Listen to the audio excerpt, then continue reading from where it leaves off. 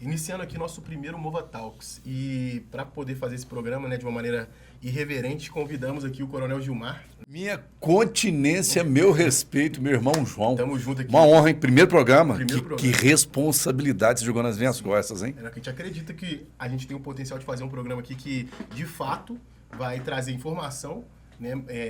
Eu acho que falar sobre segurança pública é educar a população. Ninguém melhor que o senhor para poder falar isso aqui com a gente, entendeu? Que honra, que responsabilidade. Sim. Obrigado. E vamos começar aqui, inclusive, lendo o seu currículo, né? Gilmar Luciano dos Santos, né? Isso. Coronel Gilmar. Lá no gabinete a gente conhece ele como Coronel Gilmar, né? Nascido em 74, inclusive eu tinha te falado da mesma idade da minha mãe. Que 51 anos de idade, você acredita? O cara, bacharel em Ciências Militares, curso de formação de oficiais, né? Aspirante desde 96. Né? O curso de Operações Especiais, curso de Ações Táticas, curso Assalte 1 e 2, curso de negociador em ocorrências policiais de alta complexidade, curso de operação transportadas, então, em cima do helicóptero. Exato. Detalhe, do lado de fora, com os pés no esqui, exatamente. Como é que é a sensação? Eu era pro-direita, sempre eu era pro-direita. Eu sempre tenho essa dificuldade de entender como é que funciona a muita dinâmica. segurança, porque você fica amarrado, o cinto chama rabo de macaco, você fica engatado. Então, mais que você tenha pressão aerodinâmica lá e queda de pressão, às vezes, por conta de uma rajada de vento, por mais que ele faça aquele balanço, você fica sempre amarrado, literalmente ancorado na aeronave. Então, quando, por exemplo, é à noite a operação que tá aquele helicóptero com a luz lá, o senhor tava lá em cima também? Na pro-direita, sempre do lado direito. Isso daí, vamos lá. Curso de professor em Direitos Humanos. Inclusive, você falou, se você for lá aceitar o convite, tá aqui, ó, provando que eu sou professor internacional de Direitos Humanos, aí, com titulação reconhecida nacionalmente pela Senasp. Sim, a galera geralmente tem um problema de enxergar que um policial ele também tem essa visão, né? Às vezes o policial ele é mal interpretado pela população. Sempre é mal interpretado. Detalhe, a Polícia Militar de Minas Gerais, que eu tive a honra de atuar na ativa por 31 anos e 6 meses, eu sou o coautor do primeiro Manual de Direitos Humanos do Brasil. Então, além de ser formado pela Senasp, de ter as formações, professor internacional de Direitos Humanos, eu fiz parte da banca que escreveu o primeiro Manual de Direitos Humanos das Polícias Militares do Brasil. Então, eu estou com alguém que tem autoridade para falar de direitos humanos aqui de fato, né? Eu estudo bastante essa matéria. Sim. Então, vamos lá. Continuando o seu currículo aqui para a gente poder dar prosseguimento, né? Curso de Defesa Pessoal, curso internacional de negociações em crise policial, curso de escolta e de autoridades, curso de resgate e emergências médicas, né? Bacharel em Direito, PUC Minas, especialização lato sensu, pós em Direito Público, enfim, o currículo do coronel é gigantesco, né? Vamos lá. Vamos resumir para não ficar chato. Vamos lá. Separei aqui algumas perguntas para a gente poder conversar. Inclusive, o que motivou a gente fazer esse podcast é trazer à tona assuntos relacionados à segurança pública. Né? Que é hoje a grande bola da vez da discussão no Brasil. Sim, internacionalmente também. Internacionalmente. A segurança no mundo hoje, o mundo está em mudança. Então, a segurança é um fator que interfere na economia, sim, na política, na agricultura, na qualidade de vida das pessoas. Então, hoje, você trabalhar com segurança ou sentir-se seguro é uma necessidade básica do ser humano. De um ponto de vista de um coronel da polícia que já foi comandante do BOP, hoje você enxerga de onde que vem, né? Por exemplo, a droga que eles traficam, as armas, como que funciona essa dinâmica do PCC, Comando Vermelho? João, essa pergunta sua é fantástica, tanto para o podcast quanto as pessoas que estão nos acompanhando aqui. Para entender a insegurança pública no Brasil, eu preciso voltar um pouquinho antes da nossa Constituição. Nós tivemos aqui na América Latina a FARC, Forças Armadas Revolucionárias da Colômbia, que ela nasce a partir de um movimento político, no qual a Rússia ela brigava com os Estados Unidos, chamado Guerra Fria. Então, a Rússia, para poder manter um bloco de apoio militar aqui, ele armou uma guerrilha que queria criar um cartel comunista de Cali, na Colômbia, e, naturalmente, espalhar pela América do Sul, para poder fazer frente ao poderio americano da América do Norte. O que acontece? Os guerrilheiros colombianos, eles descobriram que o narcotráfico ele era muito mais rentável e financiava com muito mais facilidade as armas, os atentados, os sequestros na Colômbia do que esperar vir o dinheiro russo.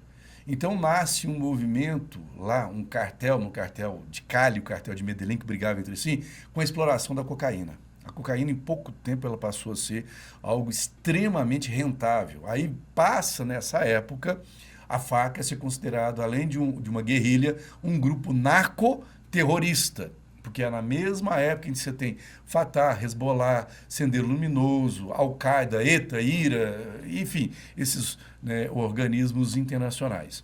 E a Farc, como a América do Sul é extremamente grande, tem um país continental chamado Brasil, ela precisava, aqui na América do Sul, implantar a sua longa mano, o seu braço operacional. E aí nasce, então, na década de 60 para 70, o Comando Vermelho. O Comando Vermelho. A partir do momento que começam presos políticos ter contato com esses traficantes, esses estupradores, assassinos, assaltantes de banco, e aí acontece uma fusão entre um mundo intelectual de presos políticos com bandidos que eu sempre classifiquei como terroristas. Então nasce o Comando Vermelho no Rio de Janeiro. Na década de 90, nasce o PCC em São Paulo. Esses dois grupos que o Brasil até agora tem uma grande dificuldade, por questão política hoje que nós vivemos, de classificá-los como terroristas, o mundo inteiro já classifica. Então, Farc financia, treina e equipa Comando Vermelho e PCC. Sim. Com detalhe, eles têm a obrigação de comprar cocaína da Colômbia. Como é que é a relação deles hoje com o Comando Vermelho e o PCC? Olha que interessante sua pergunta. Hoje o Brasil não produz, ele não tem um clima adequado para produzir a folha de coca para extrair a proteína chamada cocaína de qualidade. Então, é lá na Venezuela, lá na Colômbia, lá, enfim, que se produz. Mas o Brasil, mesmo não sendo produtor de cocaína, hoje ele é o maior hub. Olhando para o meu internauta, o que é um hub? Hub é centro de distribuição de cocaína do mundo.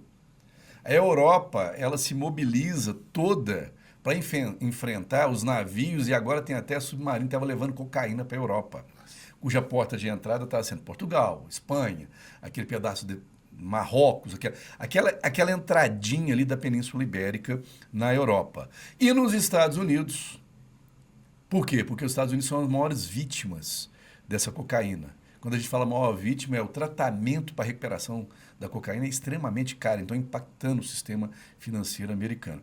Então, já existia uma cobrança muito grande em cima do governo brasileiro para que combatesse o narcotráfico. Só que o que nós percebemos é uma legislação brasileira extremamente saliente, extremamente benevolente com o crime criminoso. Eu chamo, né, no meu podcast, de bandidolatria. Mas aí, João, o que acontece? Quando Pablo Escobar ele é morto numa ação de combate ao narcotráfico lá na Colômbia, por uma ação americana em conjunto com as forças armadas colombianas, quem que assume esse protagonismo no narcotráfico internacional e a produção? Venezuela. Nicolás Maduro e Hugo César Chávez. Maduro era general de Chávez. Com a morte do Chávez, ele assume completamente esse protagonismo. Tanto é que nós vimos agora a prisão dele, levar nos Estados Unidos. Por que na ação do Rio de Janeiro, agora, recentemente, vocês devem ter lembrado lá, mais de 100 mortos, sim, foram encontrados 52 fuzis AK-47, os Kalashnikov. O Brasil não produz Kalashnikov. Essa era uma dúvida que eu ia te fazer, uma pergunta que eu tinha aqui, inclusive. Eles são russos. Esse fuzil, o AK-47, ele é de produção russa. Na verdade, é ucraniana. O engenheiro que desenvolveu e projetou na Segunda Guerra Mundial, ele se chamava Mikhail Kalashnikov. É o fuzil hoje internacionalmente conhecido por conta daquele pente abaulado que você coloca e uma parte de madeira. Aquele fuzil ele foi adaptado para chuva, para o frio, para o gelo, para o calor. Desculpa, aquele fuzil ele não para de funcionar se cair na água. Como que isso chega até o Brasil? Assim, qual que é a rota dessas armas? O que acontece? Como a Rússia ela era grande financiadora do cartel, ou pelo menos da Farc, ela mandava esse armamento para lá. Com a entrada da Venezuela como principal stakeholder, principal vetor da cocaína, eles continuaram importando esses fuzis russos. O que acontece, o João e todo o nosso internauta para entender? Depois que eu tenho uma guerra, como por exemplo uma guerra fria, para onde que vão os tanques, os mísseis, a munição e o armamento que sobrou de guerra? Vai para o mercado paralelo. Sim. E esse mercado paralelo abastece o chamado terceiro mundo. E o Brasil é classificado terceiro mundo ou submundo para isso. Então, vem granada para o Brasil. Granada que foi utilizada na guerra, Segunda Guerra Mundial, na Guerra Fria. Detalhe, o que vai acontecer agora? A Rússia está brigando, está guerreando com a Ucrânia. Assim que acabar essa guerra, que está perto de acabar, o que vai acontecer com esse armamento sobressalente, essa munição? Vai vir tudo para a América de novo.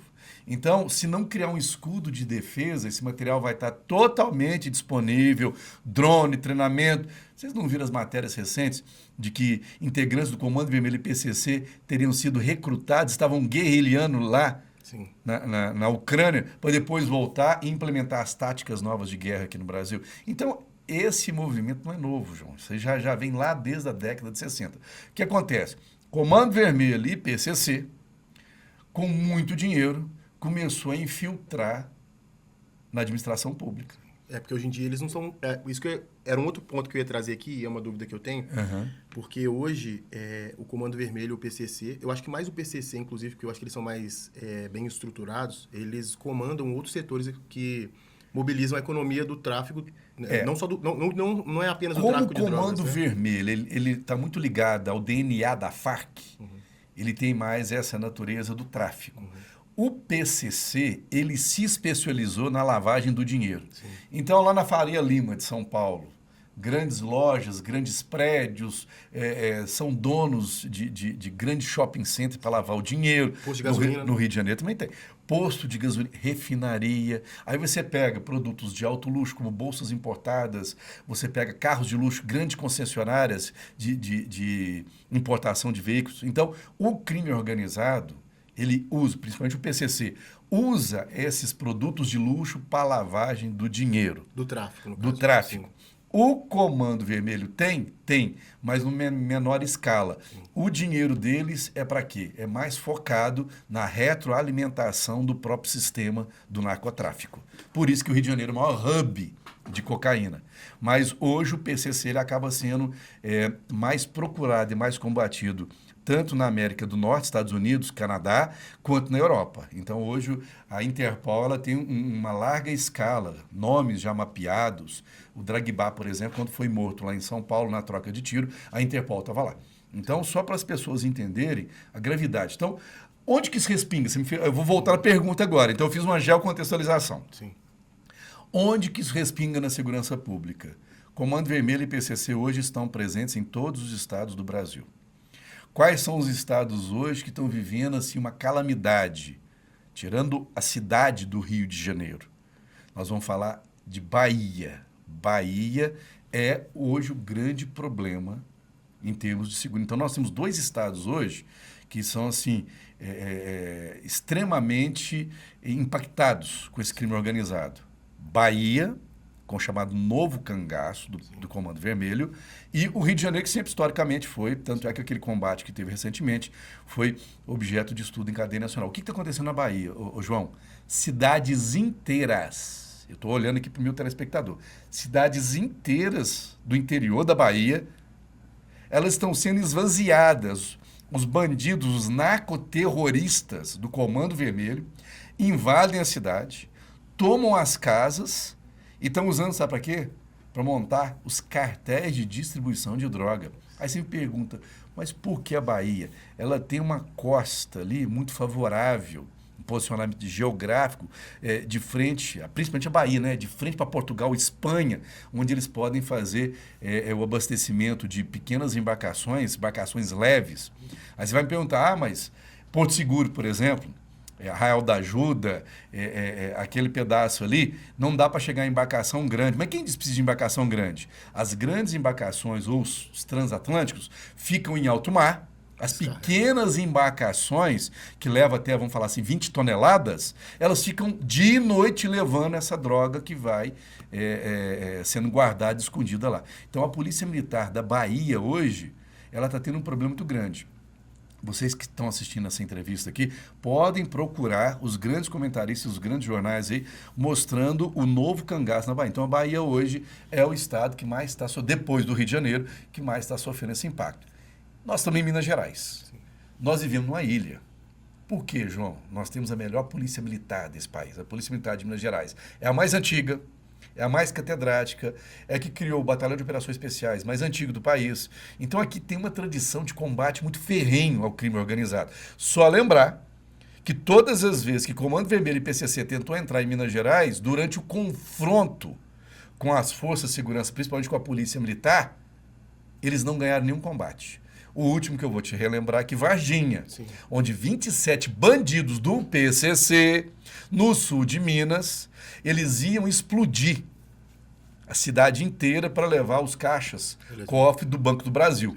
Você lembra lá que o material eles tinham explosivo, trinito tolueno, eles tinham a ponto .50, eles tinham 2 metralhadoras ponto .50. E vale lembrar que o senhor estava nessa operação, né? Eu estava como anotado diretor aqui. de comunicação operacional e eu estava lá em Varginha com a minha equipe de comunicação, mas eu não era mais do BOP nessa época. Sim. Quem estava chefiando era a equipe do BOP. Então eu fiz todo o documentário jornalístico disso. Inclusive na TV PM, para quem estiver assistindo, a TV PM tem toda a matéria do começo, do momento que nós fizemos a apreensão dos fuzis. Agora, dos fuzis, do material, dos explosivos.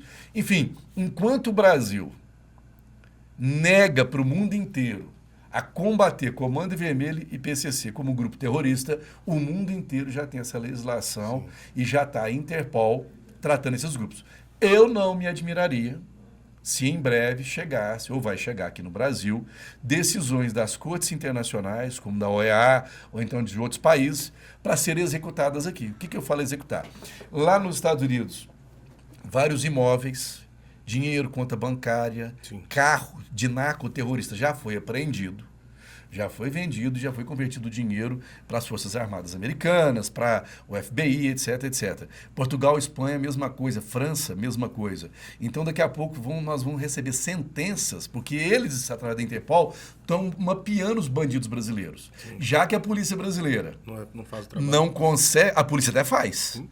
Só que tem aquele caso. Eu estou tratando um narcoterrorista no Brasil como um assaltante. Sim, é diferente. Uma legislação, muitas vezes, é uma coisa absurda, João. A lei 11.343, que trata do tráfico de drogas no Brasil, ela traz o tráfico de drogas como sendo um crime hediondo. Sim. Se é hediondo, ele não pode, ele é insuscetível de anistia, graça, indulto, liberdade provisória e fiança.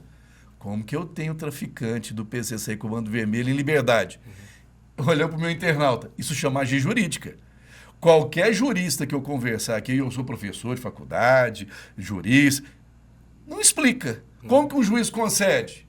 Ele não fundamenta. Então, agora, o crime organizado está enraizado no executivo, isso, no legislativo e no judiciário. Com o avanço dessas facções criminosas, também com o nível de desenvolvimento e a complexidade dessas estruturas, chega num ponto onde eles entenderiam que para eles avançarem suas ideias e conseguir abranger mais o seu poder, para ter mais poder, eles precisariam ocupar espaços de poder como o senhor disse, né? Ocupar espaço na política, preciso de um juiz ali, um advogado bem estruturado. Eles começaram a se fortalecer nisso. Eu vou usar um termo aqui. Sim. O crime organizado entendeu as regras do sistema. Sim. Então, se eles conseguem infiltrar, patrocinar membros no poder legislativo, e eles começam a legislar a favor, se eu tenho lei mais branda, obviamente eu estou favorecendo quem? Ao bandido, ao criminoso. Então eles entenderam isso. Se eu consigo filtrar no poder judiciário pessoas que vão ocupar cargos de magistrados, sim, então vai conseguir ali algum benefício jurídico, um habeas corpus, uma absolução, um benefício. E se eu consigo no poder executivo, obviamente eu não terei tantas operações de combate ao crime organizado. Então, o crime organizado, que eu já não estou chamando mais de crime organizado, estou falando dessas duas organizações, Comando Vermelho e PCC, eles entenderam como funciona o sistema brasileiro. Sim. A partir daí, as pessoas de bem e os órgãos de bem, como a Polícia Militar, Polícia Federal, Polícia Civil, todas as entidades, Ministério Público, Judiciário, todos agora precisam encarar a realidade. Nós temos no Brasil narcoterrorista. Então não adianta eu tentar combater narcoterrorista com Lei 9.099, Lei de Juizado Especial. Foi criada agora a Lei 15.358, que criou no Brasil chamadas organizações ultraviolentas. Já foi um grande ganho? Já vamos combater agora o domínio social estruturado, que é quando os traficantes dominam uma área, põem toque de recolher, sabe aquelas milícias? Aqui só entra o gás que autorizar, aqui só vende a internet que autoriza. É um estado paralelo. Um estado paralelo. Agora, ô, João, eu estou falando agora, as pessoas devem estar rindo, né? Você meu internauta. Foi 2026 que criou isso agora, essa lei de combate. Então, esse pêndulo ficou muito tempo, mas muito tempo. Eu estou falando isso aqui de uma legislação desde a democratização do Brasil, desde 5 de outubro de 88. Então, nós já temos mais de 30 anos com uma legislação toda focada... Quase 40 anos. Né? Quase 40. Toda focada a favor do crime. Sim, que dá um espaço e uma tranquilidade para que aconteça. Né? Eu sou professor de direito penal. O direito penal brasileiro é o direito penal mínimo. O que é direito penal mínimo? Em última ratio, em última circunstância, o investigado ou o réu do processo deve respondê-lo preso. Você tem que ver a dificuldade que foi para modificar esse ano o Código de Processo Penal, para endurecer as regras da audiência de custódia e proibir liberdade provisória, em alguns casos, na audiência de custódia. Ou seja, para converter prisão em flagrante numa prisão preventiva, o juiz hoje tem que fazer isso aqui. Audiência de custódia, eu já falei 1 milhão de vezes aqui. Algumas pessoas falam, ela foi introduzida pelo Pacto de São José. Eu sou professor de Direitos Humanos, eu estou te mostrando. Não está escrito nada, não há a palavra audiência de custódia no Pacto de São José da Costa Rica, que é o decreto 678 de 1992 no Brasil. E como é que eles colocam uma coisa em paralelo com a outra? É uma interpretação das garantias processuais, de que o preso deverá, o mais rápido possível, ter uma audiência com o juiz. Sim. Ponto. Não está falando que é para ver as condições do preso. Eu, inclusive, olhando para o meu internauta aqui, eu defendo, sabe o que, João? Já que criou a audiência de custódia no Brasil, por que não cria audiência de assistência à vítima de crime violento? Fica a minha dica. Para o TV Mova, para nós que somos cristãos, nós que defendemos os valores. Peraí, você tem uma audiência que você vai perguntar para o narcoterrorista se ele não foi maltratado na hora da abordagem? Você tem uma audiência para ver se ele não levou um tapinha? Eu não estou defendendo violência, mas peraí. Se o Estado criou algo para proteger ou para verificar as condições de saúde do bandido, por que não criou? Eu quero a resposta. Eu queria que você, meu internauta, você que é cristão, você que defende os valores, por que não tem um núcleo vinculado ao Poder Judiciário, já que a audiência de custódia é vinculada ao Judiciário? Por que não tem um núcleo, vou dar um nome aqui, Núcleo de Atendimento às Vítimas de Crimes Violentos, vinculado ao Judiciário, pago com o dinheiro do Judiciário, lá nas câmaras criminais? A vítima desse sequestrador, do tentativa de feminicídio, da tentativa de homicídio, do roubo, que ela receba atendimento psicológico, psiquiátrico, tomar remédio, um acompanhamento de reinserção social, porque a vítima de um crime violento, para você que está me assistindo, e se você for psicólogo vai colaborar comigo, né, eu falo aqui, nós temos lá no gabinete, né, 2 psicólogas, a doutora Bárbara, a doutora Manuela, estresse pós-traumático, João. Pessoas que foram assaltadas, que depois não conseguem voltar ao convívio social, tem medo de ir para a rua, não consegue mais dirigir o carro para ir trabalhar, não dorme direito, tem que dormir com remédio. Enquanto isso, o bandido, o criminoso, está tendo todas as regalias jurídicas. Você já viu falar que estuprador tem direito à visita íntima? Susana von Richthofen matou os pais e teve direito a saidinha no dia dos pais. Ô, João...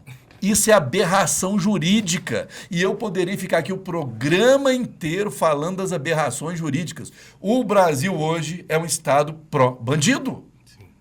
E olhando para o meu internauta, tem jeito de mudar? Tem, mas não queira mudar agora da noite para o dia. São mais de 30 anos com uma legislação frouxa, perseguindo os organismos policiais. Na década de 90 houve uma perseguição aos organismos policiais. Uma enxurrada de ações focadas em valorizar o bandido. Ô, João, eu vou te fazer aqui uma pergunta / afirmação. Bandido criminoso tem direito a auxílio reclusão? Ele ô, Miguel, ele rouba, ele mata e o Estado, o meu imposto, o seu imposto, do Miguel, o seu, é para pagar. Ah, Gilmar, mas é só para o preso que tinha uma... Ah, para de romantismo, pelo amor de Deus. Não, mas a gente percebe... Se o preso, se o bandido tinha uma ocupação e tinha carteira assinada, um dos efeitos da condenação é não poder trabalhar no ambiente externo, mas a lei de execução penal obriga, o trabalho do preso é obrigatório. está previsto na Declaração Universal de Direitos Humanos, está previsto no Pacto de São José da Costa Rica. Então, se o trabalho dele é obrigatório para custear as despesas dele, que esse trabalho dele seja para manter a família dele que ele deixou para trás. Que ele pensasse antes de cometer o crime e não a sociedade pagar por isso. Sou contra qualquer tipo de benefício para bandido. Sou contra auxílio reclusão, sou contra. Esse dinheiro tinha que ser revertido integralmente para a vítima. Sim. Então, para mim, a lei de execução penal, se você quiser estudar um pouquinho mais, é a lei 7210 de 84. Deveria o auxílio reclusão acabar e o trabalho do preso deveria ser o dinheiro do trabalho dele. Se ele trabalha na padaria, se ele trabalha costurando bola, não me interessa o qual. Mas o trabalho dele, uma parte para pagar as custas do sistema prisional. Outra parte para a família dele, para ela não morrer de miséria. A outra parte para indenizar integralmente a vítima dos danos causados. Então, para mim, o trabalho do preso tinha que ser no sistema prisional, como tem as parcerias público-privadas, etc. Tal, mas em nenhum momento o Estado custear nem auxílio reclusão, muito menos esses outros benefícios. Então, esse pacote que eu defendo, eu chamo o resgate da dignidade jurídica no Brasil. Sim, mas a gente vê, por exemplo, muitos políticos, principalmente essa galera intelectual, universitária, que defende... Eu questiono muito os intelectuais, tá? Principalmente quem se fala que é de direitos humanos. Não, eu digo intelectual de uma maneira pejorativa. Poucas vezes eu fiz questão de mostrar para você minha formação. Além de bacharel em Direito, mestre em Administração, você viu minha formação aqui, que eu tenho em Direitos Humanos. Poucas vezes eu discuti com uma pessoa sobre direitos humanos em que ela conseguia me contextualizar juridicamente. Ah, não, a minha fala está no artigo 10 da Declaração Universal. Não, ela está no artigo 21 da Convenção Americana. Não, ela está no Pacto Internacional dos Direitos Civis e Políticos. Não, ela está... Não. Eu vejo as pessoas falar de direitos humanos, mas é aquilo que ela acha que é direitos humanos. Então, isso não é direitos humanos. É de maneira ampla demais, né? Não, é empírica. É muito mais uma militância vazia para conquistar voto de ignorante, porque quem vota nesse tipo de pessoa é ignorante, sim, ou é uma pessoa conivente. Porque uma pessoa que tem consciência, uma pessoa de família, uma pessoa cristã, que defende os valores da família, não vai defender aborto. Não vai defender narcoterrorista. Sim. Não vai defender estuprador. Não, então, é imoral, assim, né? Querendo ou não, é imoral. Parece um pouco radical da minha parte, mas não é. Nós começamos a ceder demais, E aí hoje nós vimos o quê? Um caminho extremamente perigoso. Nós criamos o quê? Verdadeiros monstros no Brasil. Tem solução? Tem. Eles não nasceram grandes. Eles foram crescendo ao longo do tempo. E mais a nossa geração. A minha geração, eu tenho 51 anos de idade. Você tem quase 30. Quase 30 anos de idade. Então, a minha geração, ela tem que começar a abrir as portas para que a sua geração faça uma revolução, volte aos bons costumes, aos valores, à ética, à moralidade, e para que a geração dos nossos filhos comece a colher frutos. Então, sim, eu estou prevendo daqui a 3 gerações o Brasil voltar ao equilíbrio. Porque hoje eu acho que a gente vive um problema cultural que... O que acontece? O senhor falou a respeito dessa propagação de desinformação relacionada a direitos humanos, tira uma coisa de contexto ali e tudo mais, só que isso também não se resume só a isso. Eu acho que o crime organizado ele se organiza de uma maneira que ele cria uma cultura favorável pro criminoso. Né? Não sei se você viu, por exemplo, quando esses MCs que vão presos, saem da cadeia, tem um mar de gente recebendo eles. O que o senhor enxerga, né, nessa geração? Bandidolatria. Sim, pois é. Mas você acha, onde que está esse problema? Assim, a cultura, ela... Ô, João, onde mora o problema cultural? Sua pergunta é uma pergunta muito madura. Estou muito feliz de estar aqui com você. Como professor de Direitos Humanos, e eu atuei e comandei 2 batalhões, eu posso te afiançar que eu conheço muito bem o fator do crime. Para que o crime aconteça, eu preciso, primeiro, de um criminoso, um ser humano motivado. Sim. Quando eu falo motivação, é que vem aqui, família, berço, casa, papai, mamãe, pessoas que tiveram problemas, espancado pelo pai, violência sexual. Normalmente, naturalmente, se não fez um tratamento, lá na frente vai trazer algum tipo de transtorno social. Então, primeira coisa, a pessoa, então eu chamo de criminoso motivado. Segundo, para ter o crime, eu preciso de um ambiente favorável. Ô, João, acabei de narrar Farc, Comando Vermelho, PCC, uma legislação frouxa. O ambiente no Brasil está favorável. Sim. Se eu pego uma semente podre e jogo num ambiente favorável, a árvore vai dar podre. Você concorda comigo? Sim. Então, eu preciso ter um homem disponível ou uma pessoa, um ser humano, né, criminalmente motivado, eu preciso de um ambiente favorável, eu preciso de ausência de uma vigilância proativa. Se eu estou narrando que houve uma perseguição, um desaparelhamento do Estado, eu tenho um efetivo das polícias militares hoje menor do que eu tinha 10 anos atrás. Hoje eu tenho um movimento de aposentadoria dos profissionais, porque quem entrou há 30 anos atrás, agora é hora de aposentar. Mas eu não tenho uma política de reinserção da nova geração. Então hoje eu tenho um déficit de mais de 30%. Aí eu vou falar Forças Armadas, Polícia Federal, Polícia Militar, Polícia Civil, Bombeiro Militar. A situação de efetivo está tão ruim que a Polícia Ferroviária Federal no Brasil praticamente não existe. Eu não tenho Polícia Rodoviária Federal. Então, hoje, você tem aí uma ausência de uma vigilância proativa.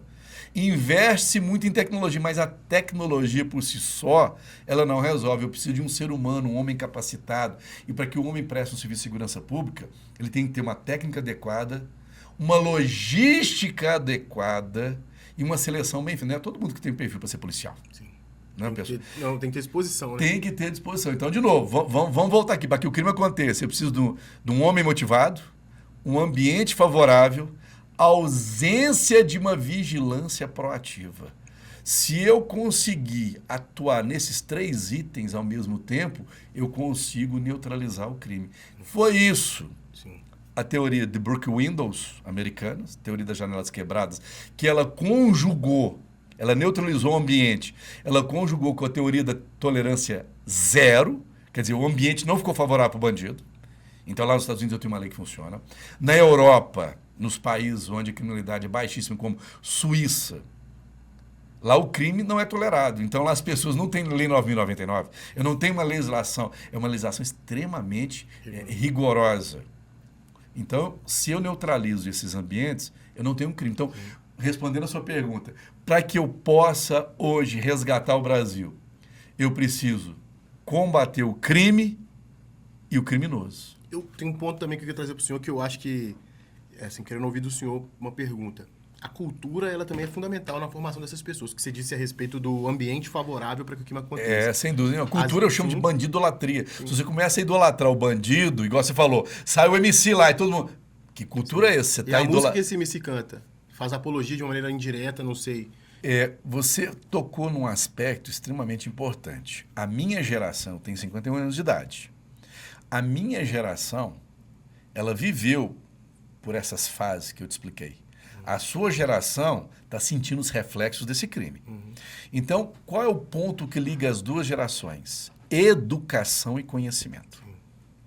A partir do momento que o Mova TV produz esse podcast, que nós estamos acompanhando informações e canais de comunicação sério, se eu não gosto de um canal de televisão que traz para mim conteúdo pornográfico, conteúdo que viola os valores da família, se eu não assisto, essa informação não está chegando. Então, essa doutrinação não está chegando até mim.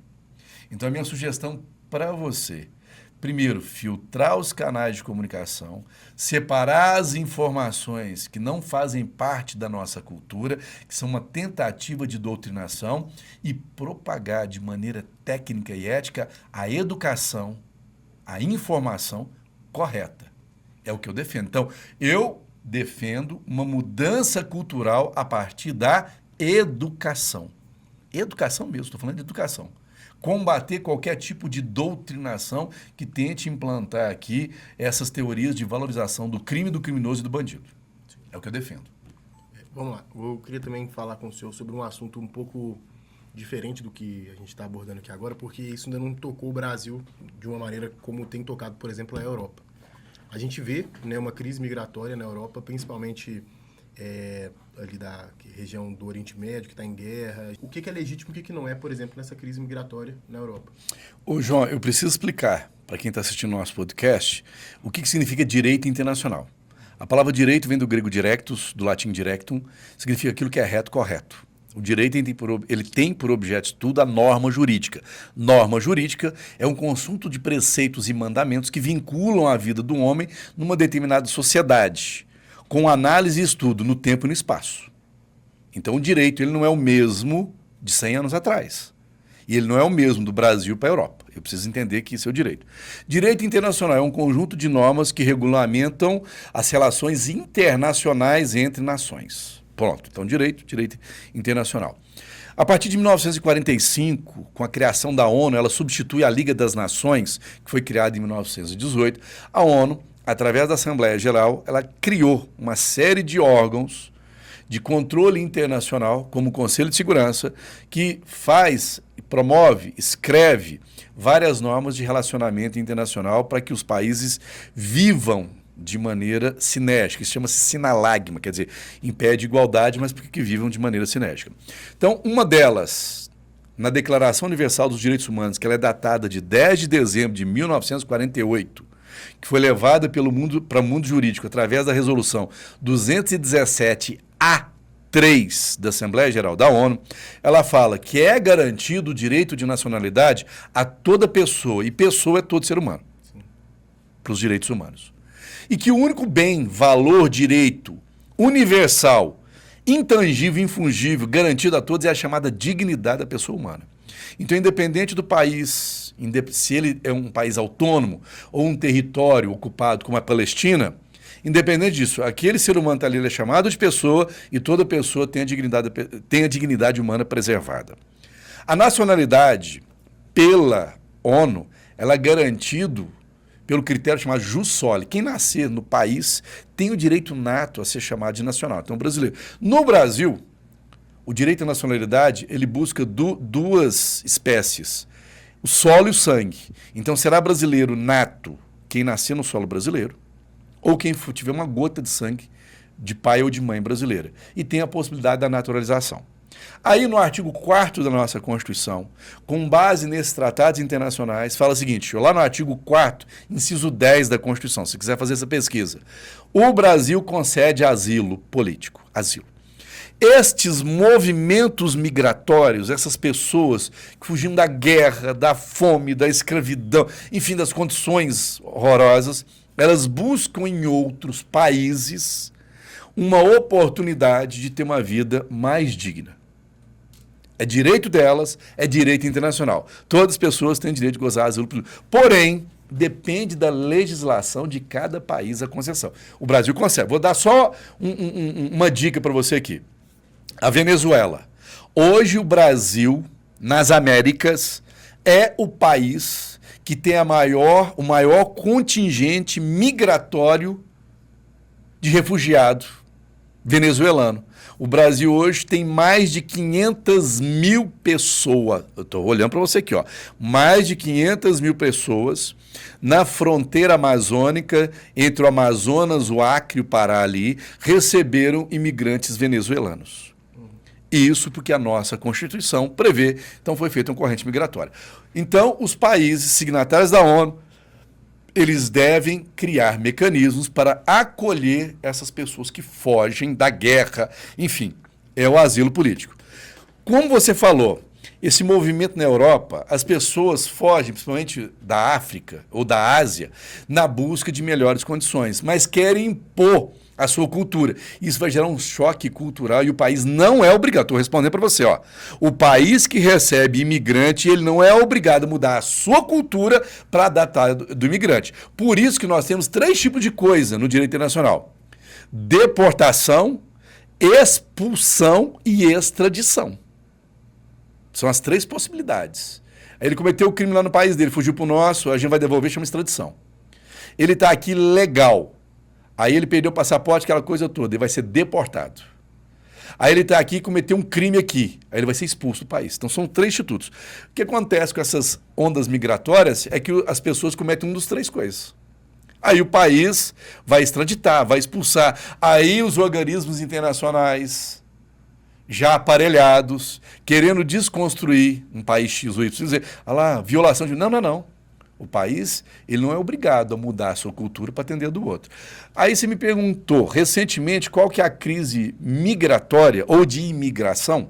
Eu falo migratória porque às vezes é dentro do mesmo continente, mas é de país para país. Marrocos, ali, para a ilha de Ceuta. Não é isso? Naquele pedacinho ali da Espanha. Quem conhece o mapa, você vê que é muito curtinho, né? É uma área de mar ali muito curta, entre Marrocos, que fica no continente africano para a Europa. Houve uma mudança na legislação espanhola, flexibilizando, ou melhor, favorecendo o ingresso de imigração via marítima, porque ela é proibida, sem uma autorização, pular o muro ou a fronteira. Mas via marítima a legislação não traz objeção. O que acontece? Pessoas querendo fugir da pobreza, da perseguição, etc., do Marrocos, fizeram aquela grande imigração. Por que nós contabilizamos, se não me engano, 75 mil pessoas saindo do Marrocos e entrando na Espanha pela via aquática? Primeiro, por conta dessa mudança de legislação. Por que nesse grande número? Teoria da manada. Você já ouviu falar da grande migração dos gnus na África? Quando você tem uma imigração de mais de 1 milhão, como que o leão ataca? Ele vê como sendo um bloco único. Ele não ataca a manada. Ele só pega aqui que está desgarrado. Porque o efeito manada dá proteção. Quando você tem 75 mil pessoas ingressando num território, tecnicamente é impossível a polícia de imigração, a Polícia Federal Espanhola, evitar que todos ingressem. Então, é uma estratégia no mundo inteiro a imigração ou a migração em massa para dificultar a ação de polícia de fronteira. As pessoas não sabem disso. Ah, mas por que está acontecendo? Não é que está acontecendo. Não teve uma guerra, não teve uma bomba nuclear no Marrocos, não. Só que como a legislação aquática ela permite a entrada com mais facilidade, eles vão com efeito manada. Então, com certeza, das 75 mil, vou chutar aqui, menos de 10 mil foram deportadas, abordadas, os demais conseguiram ingressar. Aí o que vai acontecer? Eles não vão conseguir condições boas de trabalho, vão ficar no submundo, vão para as periferias, não vão ter direito a uma carteira de trabalho, não vão conseguir um emprego digno, vão viver em sarjeta. Aí começa a emigrar para o crime. Sim. Aí, presos no país, na Espanha, eles vão ser o quê? Extraditados, deportados, expulsos. Aquilo que eu falei, dependendo de cada caso. Você entendeu o ciclo da violência, o ciclo da exclusão?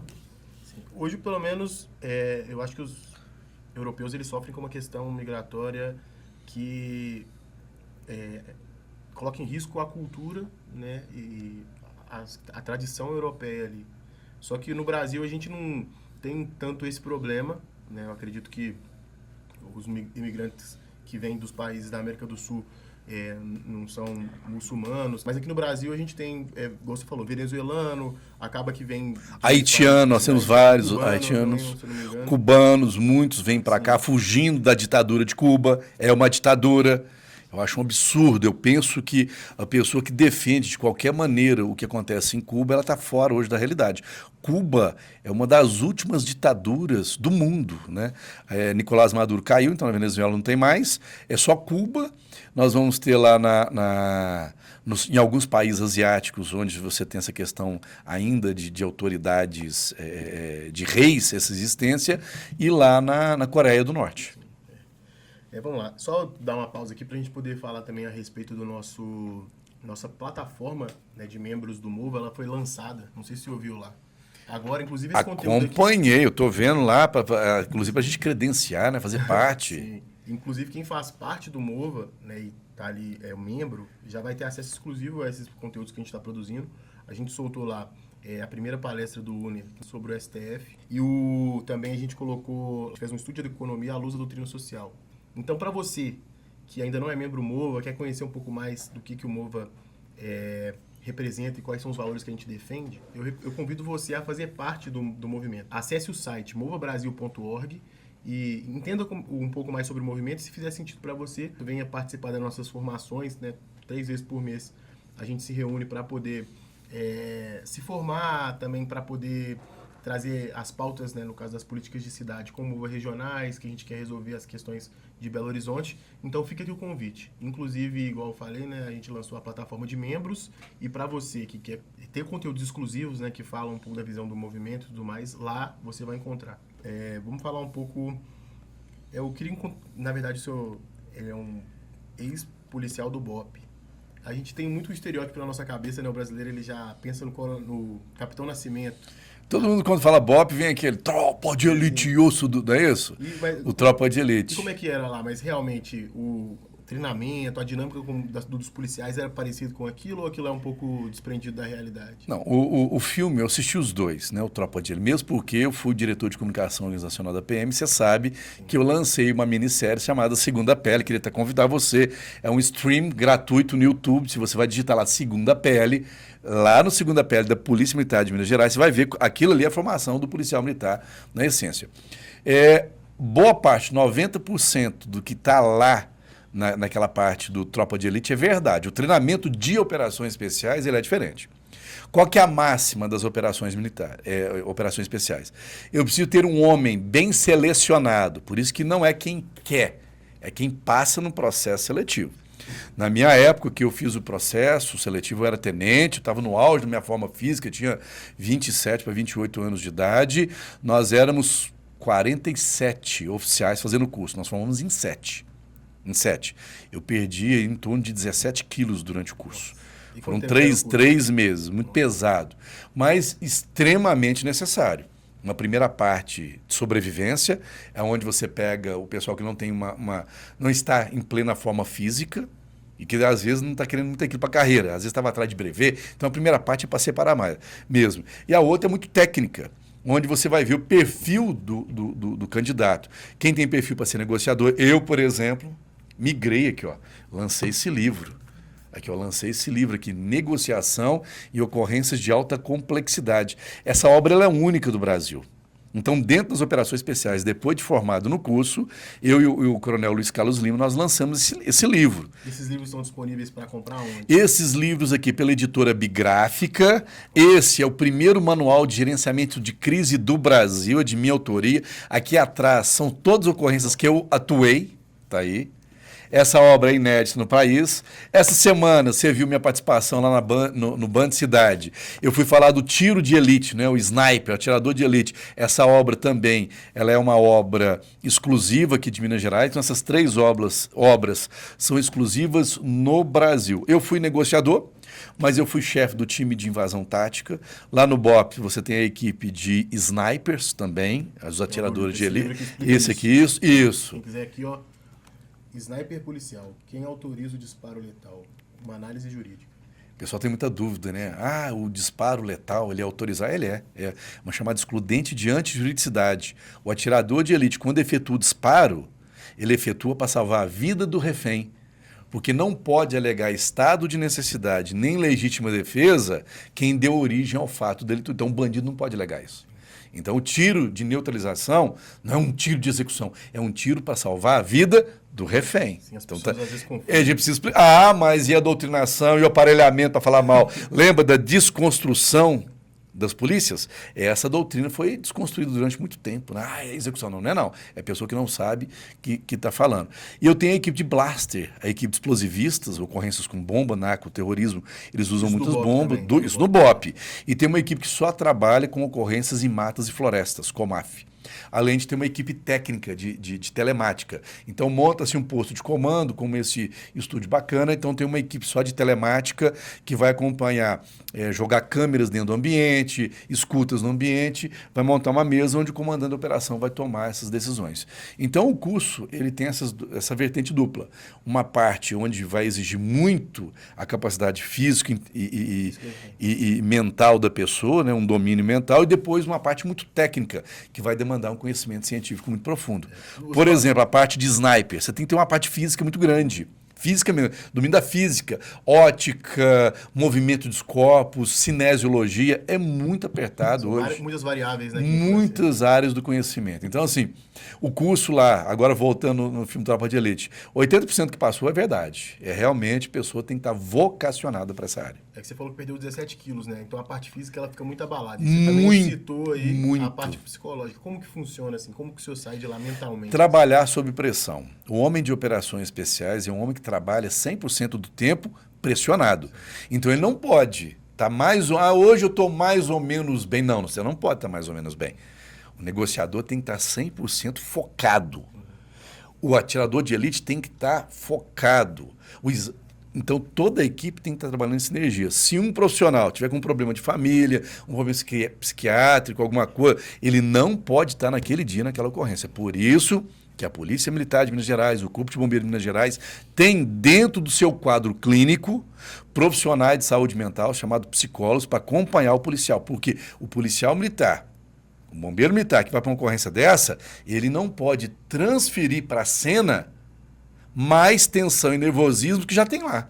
Eu não posso transferir para a ocorrência um problema que é meu. Eu não posso levar para eles lá um problema de família, uma discussão com um pai.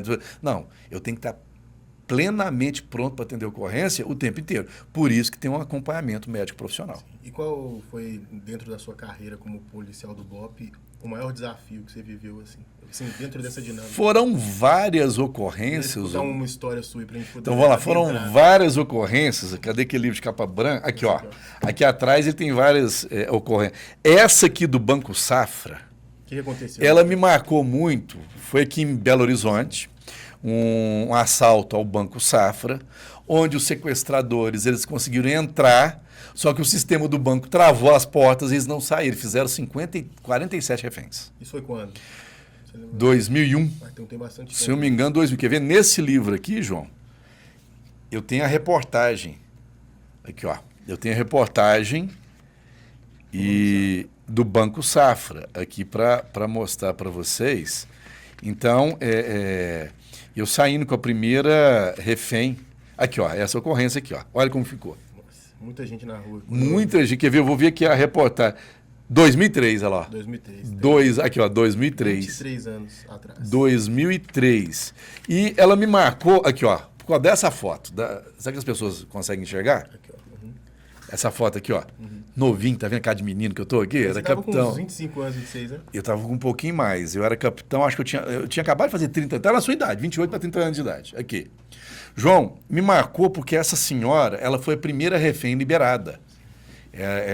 Essa senhora, na hora que eu estava negociando, que eu fiz uma barganha com o sequestrador, e em troca de liberá-la, eu autorizava ele conversar com o advogado dele. Lógico, mediante vidro, essa coisa toda. Mas foi na hora que ele liberou, eu estendi meus braços para ela. Ela me abraçou e segurou minha mão com uma força imensa.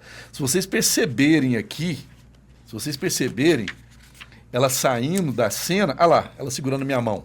Ela não soltou minha mão um minuto. Imagina o desespero dela, né? O desespero, ao mesmo tempo um alívio, depois um desespero. Então, ficou muito... Olha a cara, né, a expressão de dor e de... Traumática, cara. Ela não merecia um atendimento, uma vítima de crime violento? Sim. Pois é, mas hoje a legislação só dá atendimento para o bandido que sequestrou. Sim. Então, me ajuda, eu quero que as pessoas de bem me ajudem a defender a criação do núcleo de atendimento às vítimas de crime violento. E esses bandidos estavam lá, eles eram já experientes em assalto a estabelecimento bancário, não se falava em novo cangaço, mas naquela época era uma quadrilha especializada em roubo. Aqui na região metropolitana, escolheu a hora errada no lugar errado, que num banco na área central. Então, deu tudo errado para eles, mas deram muita sorte, porque eles pegaram a melhor equipe de operações especiais do Brasil. Nenhum bandido foi morto, eles se entregaram, todos foram presos, todos os reféns liberados, sem um tiro. Uma ocorrência levou 7 horas, nós fizemos chamar perímetro tático, isolamos toda a área e no processo de negociação, toda a técnica de neurolinguística aprendida aqui nesse livro foi aplicada e resultado, nenhum refém lesionado, morto, nenhum bandido. Não precisamos dar um tiro na ocorrência. E uma ocorrência que tinha tudo para dar errado. Eles tinham submetralhadores, eles tinham fuzis. Quadrilha especializada em roubo de banco. Cara, que situação, hein? É difícil até de entender como é que... É porque, assim, tem que estar com a mente no lugar mesmo. Tem, muito focado. É você estudar e se preparar. Então, se você não está bem naquele dia, fala com o seu comandante. Hoje, o BOPE, né, de Minas Gerais aqui, eu tenho a honra de dizer que eu sou professor do curso negociador deles. Eles têm equipamentos de primeiríssima, né, linha. Os equipamentos deles na área de eletrônica são todos israelenses. que os melhores equipamentos hoje de combate são israelenses, porque Israel sobrevive, né, no mundo ali, ele está no mundo árabe. Então, a melhor tecnologia hoje na área de escuta, de inteligência, de interceptação é israelense. Hoje, os melhores fuzis que você tem no mercado, o BOP possui, e a melhor tropa treinada. Então, assim, eu sou fã do BOP, minha continência, meu respeito a esses homens de operações especiais, e eu tenho orgulho de dizer que eu trabalhei 7 anos nessa unidade de operações especiais. Fui muito feliz lá.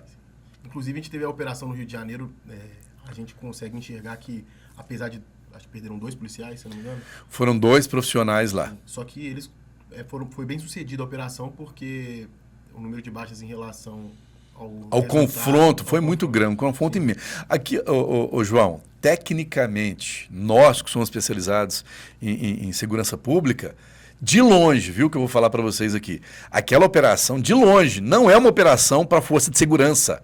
Aquilo é operação para Forças Armadas. Exército, Marinha, Aeronáutica. Não é à toa que usou o anfíbio de novo da Marinha. Era o único blindado que rebentava aqueles tapumes que eles colocaram, aquelas barricadas que foram colocadas ali.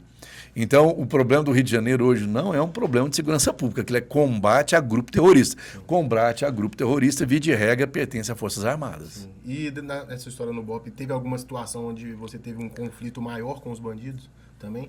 É porque, assim, troca de tiro, isso aí foi minha carreira inteira, né? Minha esposa, nossa, coitado, ela tem que ganhar uma medalha. Orou muito por você. Orou muito por mim, os anjos da guarda. Eu troquei muito tiro com bandido o tempo inteiro, aqui em Belo Horizonte, no interior, mas essas de combate ao novo cangaço, eu enfrentei muitas também no interior. Teve uma aqui em Ouro Preto, quando eles tentaram explodir o caixa eletrônico de Ouro Preto. Nós fomos de helicóptero para lá. Foi uma troca de tiro, assim, com mais de 5 minutos de troca intensa com os bandidos lá, e eram do PCC do Rio de Janeiro. Então, são várias, né, eu ficaria aqui com você um programa inteiro narrando as nossas experiências. Mas bandido, é isso que eu falei com você, né? Ele não tem ética. Ele não está preocupado com a sua vida. Mas nós, policiais, nesses combates, o que a gente sempre tentava fazer? Todas as vezes que tinha troca de tiro com bandido, que elas ocorressem atendendo ao protocolo de Genebra, a 4ª Convenção de Genebra. Qual? Que ela seja, o que ela aconteça em área desabitada, para que a população civil não seja atingida. Foi o que aconteceu no Rio, né? Foi o que aconteceu no Rio, tecnicamente, foi o que aconteceu no Rio de Janeiro, foi o que aconteceu em Varginha. Sim. A área lá ficou limitada ao sítio dos bandidos. Não teve nenhuma perda de policial nessa operação? Nenhuma perda. E é assim que deve ser sempre. E quem que brilhou muito nessa ação lá de Varginha, já que eles tinham 2,50, que ponto .50 é arma de guerra, nós não temos autorização, a Polícia Militar não tem autorização. Os snipers do BOP, que tiveram um papel fundamental. Eles que conseguiram neutralizar os operadores da ponto .50. Senão a tropa não conseguia chegar para poder fazer a intervenção no local. Que é isso, cara? Aí você imagina, eles tinham artefato para explodir ali o bairro inteiro, onde não era o Banco do Brasil, eles explodiam o bairro inteiro lá. Ia ser uma catástrofe. Sim. Então, assim, aproveitar aqui também para parabenizar a Polícia Militar de Minas Gerais e, assim, eu sou muito fã do trabalho de vocês, né? Eu acredito que sem a polícia, com certeza o Estado não seria o que ele é hoje. Tem muita coisa para melhorar, claro, né? Mas eu acho que no quesito de segurança pública, a gente tem muito que agradecer por ter uma polícia tão bem capacitada. Não é à toa que somos o estado mais seguro para viver e empreender no Brasil. Sim. É graças às forças de segurança. Dentre elas, não tem dúvida nenhuma. A Polícia Militar é o timoneiro que puxa essa estatística. Então, quanto tempo que a gente já gravou? Tem mais ou menos ideia? 1h10. Eu acho que a gente está chegando no nosso finalmente aqui, né? Aproveitar mais uma vez para poder convidar você a conhecer o nosso movimento, o Mova Brasil. Vou deixar aqui na tela um QR Code para que você consiga acessar o nosso site, também entender como é que funciona o nosso movimento, se você quiser apoiar também o nosso movimento para que ele continue crescendo cada vez mais, faça parte, seja membro, né? Acesse a nossa plataforma de membros, acesse as nossas reuniões, conheça o nosso trabalho de perto também, acompanhe o nosso calendário, né, de programações mensais. E é isso, Coronel. Eu queria, antes da gente finalizar, você mostrar um por um dos que tem disponível e explicar um pouquinho mais de cada um deles.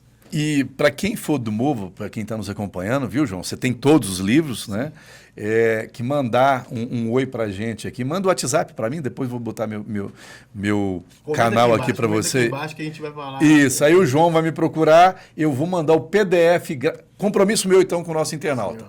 Todo internauta que mandar aqui, que clicar, mas tem que estar inscrito. Sim. Então, se você vier aqui clicar no inscrever no canal Mova, o João vai me mandar aqui o seu contato. Eu quero o livro do Coronel Gilmar. Gratuitamente. Eu quero o livro do Coronel Gilmar. Eu vou mandar para vocês o livro de negociação e ocorrências de alta complexidade. A primeira parte dele é uma teoria geral de administração, que eu sou mestre em administração. Vou mandar gratuitamente o livro de gerenciamento de crises. Ele serve tanto para a crise policial quanto para a crise na empresa. Para curiosidade de vocês, eu vou mandar o livro sobre o atirador de elite. E para quem gostar da área do direito, eu vou mandar também um livro sobre a sentença, né, que eu sou professor do juiz da Justiça Militar, um livro sobre a sentença na Justiça Militar. Vou mandar um livro sobre processo penal militar, prática forense para o juiz militar, e vou mandar um livro sobre inquérito policial militar e polícia judiciária militar. Ó, compromisso meu, mas só para quem foi clicar e inscrever no canal. João, eu queria agradecer a paciência, te agradecer pelo convite. Posso deixar meus contatos na rede social? Segue o Coronel Gilmar no Instagram, ele vai passar para vocês agora as informações. Vamos lá, por favor, vamos fazer um cobrinho. Você que está seguindo o Mova, segue o Coronel Gilmar, segue o Coronel Gilmar, segue o Mova. Vamos lá, Instagram, o canal está crescendo, @coronel.gilmar. Repetindo no Instagram, @coronel.gilmar. Eu vou falar que eles vão rir de mim. É o mesmo do Facebook. Ah, você não tem Facebook. Mas tem uma galera aí no Facebook ainda. Mas então tá aí. No Facebook, @coronel.gilmar, e no YouTube, o nosso canal, aqui ó, Fala com o Coronel Gilmar, um podcast toda sexta-feira com o Coronel Gilmar ao vivo, no YouTube, @coronel.gilmar. E agradecer imensamente o convite. Que honra, que honra. Então é isso, galera. A gente finaliza aqui o nosso primeiro podcast, né? Espero que venham muitos. E eu convido o Coronel Gilmar para no futuro próximo a gente falar sobre outro assunto aí. Combinado. Então, compromisso aqui, ó. Você não vai me convidar, você vai me convocar. Você fala o dia e o horário, eu vou estar aqui. Pronto assim. Minha continência, um abraço. Obrigado a vocês. Tchau, tchau. Aí, ó. Boa. Sucesso.